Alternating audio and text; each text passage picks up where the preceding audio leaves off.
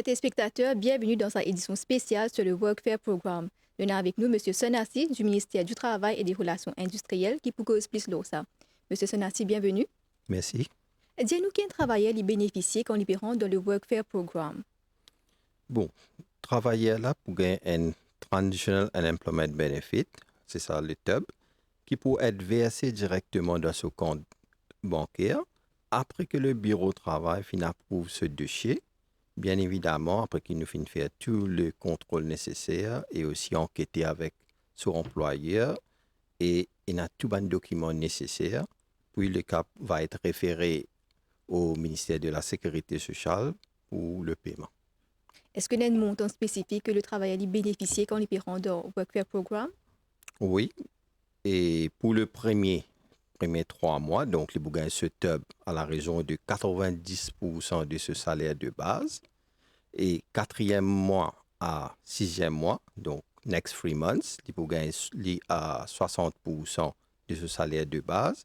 Et septième mois au 12e mois, les Bougans que sur 30% de ce salaire de base. Et nous avons un minimum, ok, donc le minimum n'est pas pour moins que 3 000 roupies.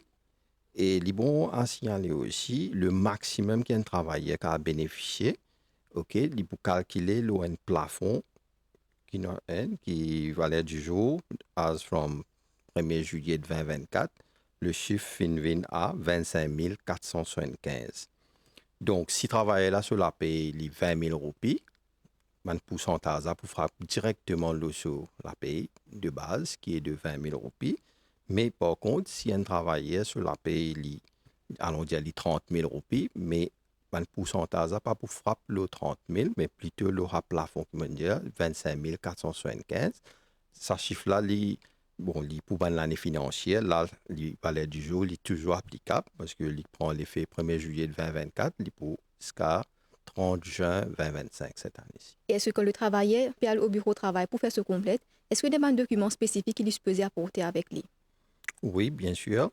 Bon, comme document, il peut y avoir des copies ce code d'identité, des copies ce bank statement, une copie ce fiche de paye. Bon, il y a une fiche de paye qui est assez récent. Bon, s'il y a une lettre de licenciement, il y a une copie.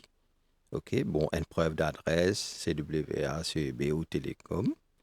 Et s'il y a ce contrat du travail aussi, il y a un Mais M. Sonassi, vous capable de nous dans quelle situation le Transitional Unemployment Benefit est capable d'arrêter?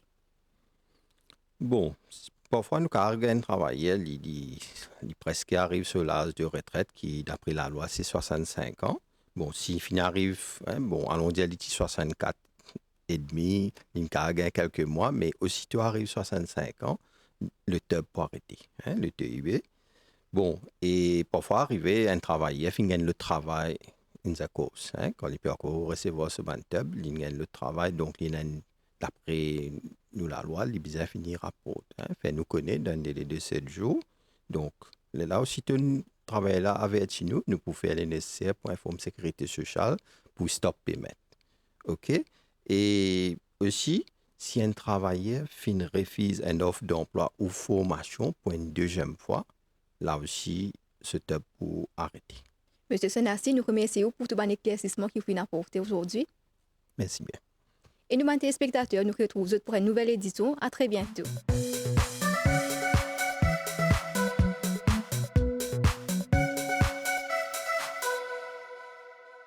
Cette émission est une collaboration entre le ministère du Travail et des Relations industrielles et la MBC.